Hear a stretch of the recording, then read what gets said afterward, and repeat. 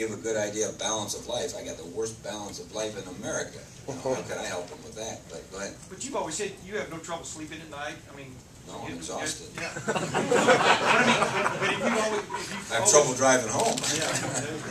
But if you always work to try to find a balance there, I mean, what little balance you can find. Yeah, you know, you try to exercise a little bit and try not to overeat. You know, which as the season goes on, I think I've mentioned this before in here.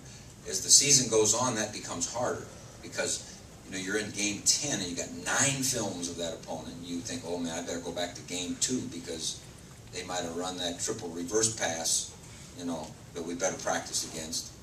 And so as the season gets on, it really gets harder. And certainly the ability of in the recruiting world for kids to gain information earlier and therefore start making decisions earlier. All of us, you know, in the old days, we'd play the season ended, go out to a high school, hey, you got any players?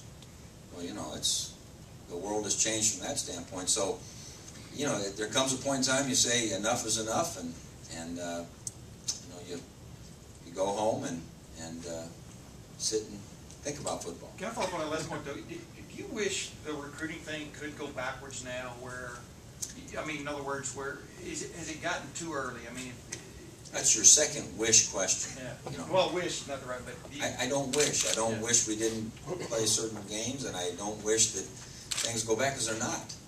You know, it is what it is, and you got to find a way to, you know, to get things done and prioritize. And we do a lot of stuff. You know, I don't want to sit here and say, man, woe is us, because we waste a lot of time. I mean, to sit and talk about personnel on the kickoff cover team for as long as we do, you'd think we were trying to solve the economic problems of the world. But, you know, we want to get it right. And we want to be fair to the kids and so forth and so on. But I'm sure we could do things more efficiently. And that's what you got to try to figure out a way to do. Jim, how much has the incredible pressure to win and succeed and win national titles and all that added to it? And maybe you could refer back to when you were on Earl's staff and if it was similar here then to what it is now. It is mild here now compared to that. You guys heard a week or two ago that Hurricane Earl was coming in. He came in every morning at our place. But with all the technology and everything, there's so much more focused on it every minute of every day now. So. Yeah, there is. But I think that's the way the world is. You know, and I tell our players all the time, they're entering a world that's a heck of a lot more competitive and spinning out of control than the world I entered. And but you know, I guess the winning and all that stuff, you know, adds more to it. But the fun thing, and I got to get to Lori's question because my guys are out there waiting. I told them I'd go short, but now I lost my train of thought. We were talking about because I had a good point. Oh no, yeah, the fun thing. The fun thing about what we do, and maybe what you do, is if you go and win every game, everyone's wonderful. If it doesn't work out that way, everyone's not wonderful. Then all of a sudden you can start on the next year. At some point in time, you know, the calendar turns. And to me, that's kind of a fun thing about what we do, and maybe in some ways lessens the pressure, because you do get to, you get beaten a game, you get to go play another game. You know, you don't have the kind of season you want to have, you know what, you get to go have another season. You have too many of those seasons, you get to have another vocation. You know, but at least you get to start over.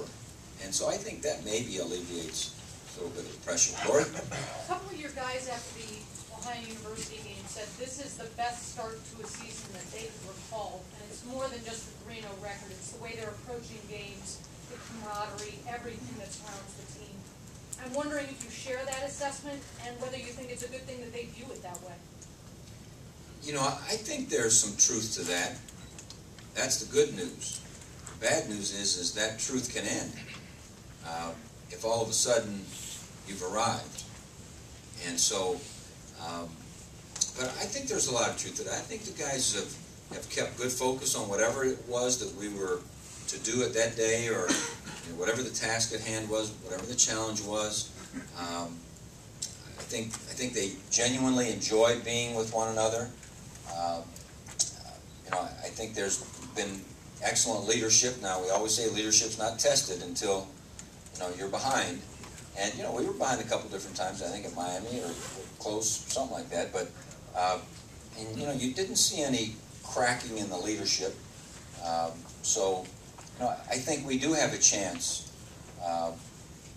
with a good start from all those standpoints. But, it's got to be every day. And that's probably the fun of the challenge. Charlie, thanks for being here, man. We appreciate it. We've got Stoney out there and Tyler.